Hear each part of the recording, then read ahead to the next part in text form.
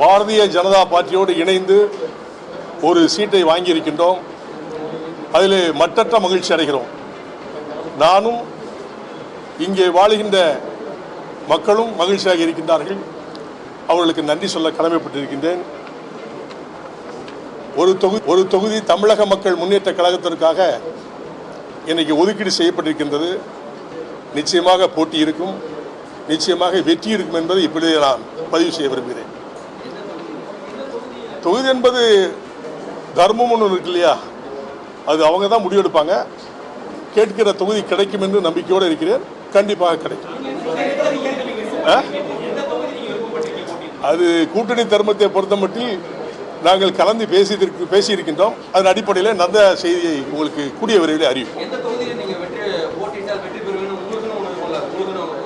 நான் எந்த தொகுதியில் நின்றாலும் வெற்றி பெறுவேன், அது அடுத்த பிரச்சனை. நான் கேட்கிற தொகுதி எனக்கு கிடைக்கும், அந்த நம்பிக்கையோட கான்ஃபிடண்டோட இருக்க நிச்சயமாக வெற்றி பெறுவோம். அதில் எந்த மாற்றம் இல்லை. அது எந்த தொகுதின்னு நீங்க எப்படி சொல்றீங்க?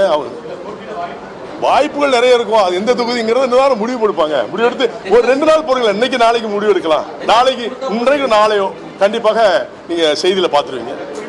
ஆனா வெற்றி எந்த தொகுதியில் நிக்கிறோம் அந்த தொகுதியில வெற்றி. எல்லா தொகுதியிலையும் என்னுடைய போஸ்டர் போடுறாங்க, எல்லா தொகுதியிலும் நிற்க முடியல.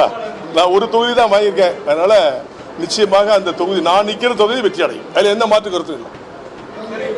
நன்றி நன்றி நன்றி நன்றி நன்றி.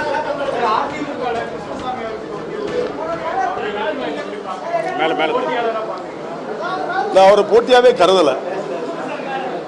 அவரை போட்டியாளராக நான் கருதலை. அவர் சுயேட்சை சின்னத்தில் நிற்கிறாரு, அதனால அதை நான் போட்டியாக எடுத்துக்கல.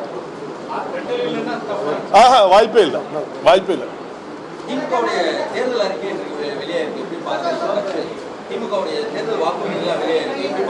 எப்பவும் பேசுற பொய்யா பேசியிருப்பாங்க. அதுதானே எப்பவும் தேர்தல் வாக்குறுதினாலே அவங்க சொல்றதெல்லாம் பொய் தானே.